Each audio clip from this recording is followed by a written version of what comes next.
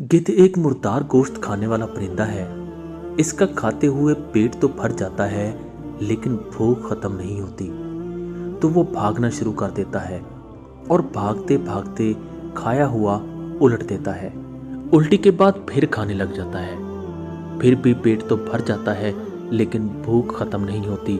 इसी तरह वो बार बार यही अमल दोहराता है, लेकिन भूख नहीं खत्म होती, क्योंकि वो हराम और मुर्दार खाता है।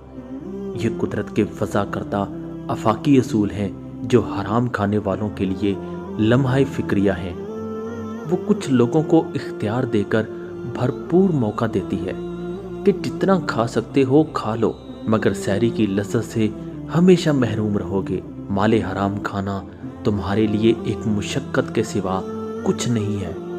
हराम खाने से पेट तो भर जाएगा, लेकिन तुम्हारी भूख कभी ख़त्म नहीं होगी।